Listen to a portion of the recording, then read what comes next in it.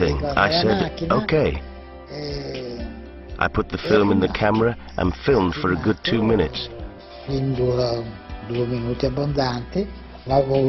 He wanted me to take the film out of the camera. I put it in my pocket and took it to Ferrania, which was then in Via Matteotti, to have it developed. When I went to get it, I took it home and saw the film clip of this beautiful flying saucer that was going up and down almost to the ground. On top of the saucer, you see a dark area, which the W-56 explained was a particular effect of condensation caused by the energy of the flying saucer.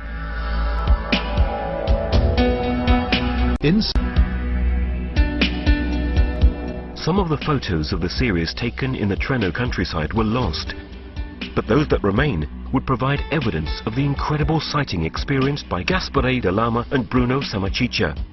While returning to Milan, the saucer followed them for a stretch, and Sammaciccia took one more shot, the last of the 12 exposures on the roll. Bruno took a photo of the same flying saucer, which had apparently reappeared there to follow us or to give us a last farewell. The particular phenomenon of condensation does not appear in this shot.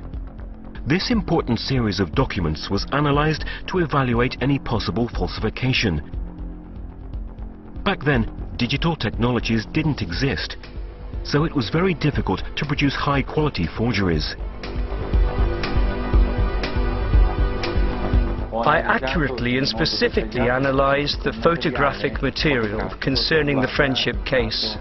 I didn't find any evidence of forgery, such as a small-scale model suspended by cables, superimposed images, processing with 3D graphics. From the images of the analyses that were made, I can confirm that the object was quite large. We're talking roughly 4 to 5 meters around, and this also agrees with the testimonies of the people I spoke with, and the object is precisely inserted into this context of lights, shadows. Therefore, it is perfectly placed in its environmental context. As part of the friendship case, an enormous amount of photographic material and film clips about flying saucers was produced.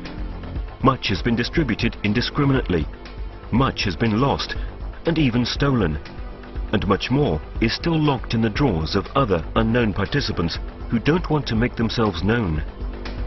However, there's enough material available to give us an idea of just how incredible the events would have been. All the material that is known to date is thanks to Gaspare de Lama and Stefano Breccia. In the friendship case, there were literally hundreds of photos, videos, audio recordings, and that's about it, since technology ended there at the time. Over time, friendship would involve other people who took part in this incredible experience in various ways.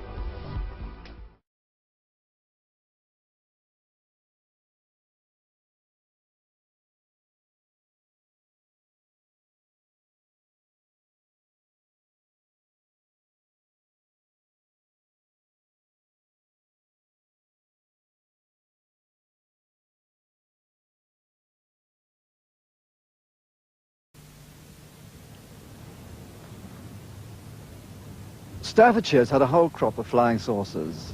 Spots in the sky, lights in the sky, strange things. But the strangest of all was seen one day over this cottage.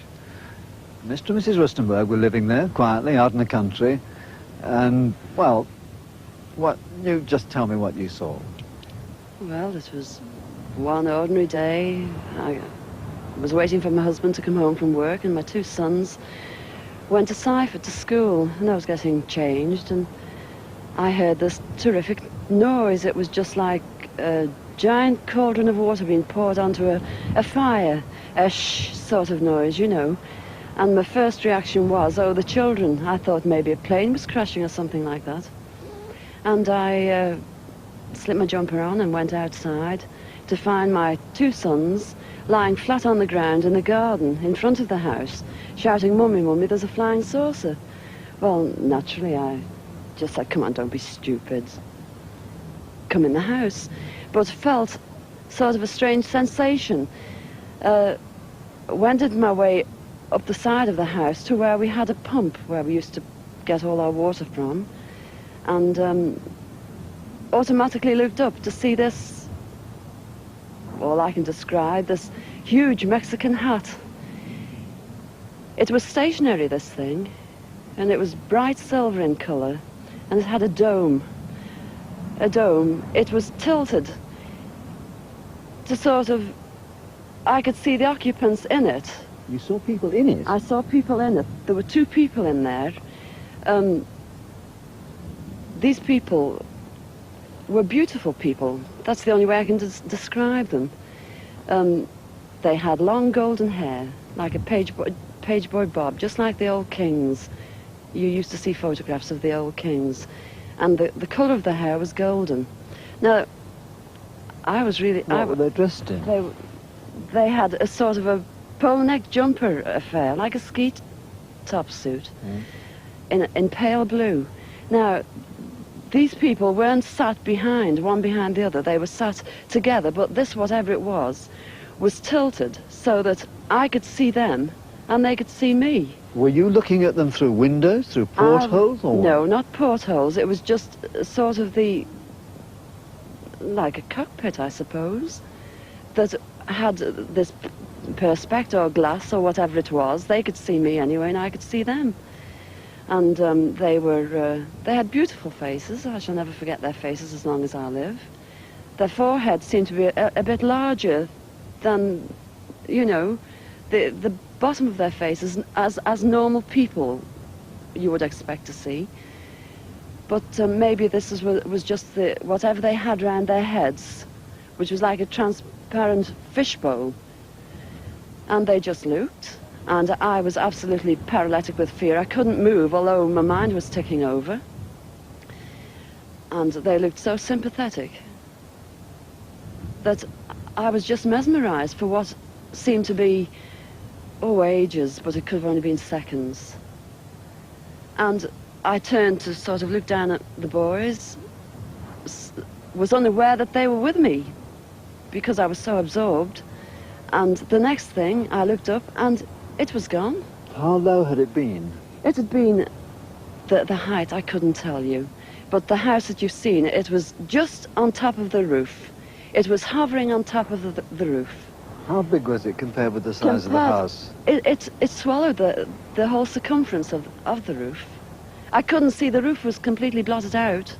The chimneys I couldn't see. All I could see was this massive object that I described as like a Mexican hat without the bubbles. And then it flew away sideways or upwards? No, I didn't see. I just looked up and it had gone. But I assume it went straight up, because for a short while after in the sky I looked around and I said to my 2 boys, "Where can you see anything? Can you see anything?" And they said, "There it is, Mum," and they pointed up, and I watched it. It was just like a little cotton meal in the sky, and it circled us 3 times. It went round 3 times, and then it just shut off, and that was it. When I started to analyze myself afterwards, I feared that I might have had an hallucination, but then I knew I hadn't had, because my sons were so sure about what they'd seen and what I'd seen. And it went through my mind that it was a secret weapon from Russia, and then I thought, well, it can't be that, because if they had something like that, they wouldn't need to fear anybody or anything. Were you scared by it? Did you run indoors? Oh, I was petrified. I couldn't move. I couldn't move a muscle. I was paralyzed with fear. But now I wouldn't be. Because now, when I look back, you know, I think, what an amazing thing to have happened, and for me to have seen it. And when your husband came home, where were you? Well, when my husband came home from the office, I was locked in the house with my children, under a big kitchen table that we were using. Under the table? Under the table, yes. It's funny now when I look back, you know, it sounds absolutely ridiculous, but this is the truth. This happened. And that's it. We were ridiculed. It was very embarrassing at the time, and people, they possibly thought, oh, she's a nutter, but you know, who cares? This is something that's happened to me, and I'm a practically minded person, and that's it.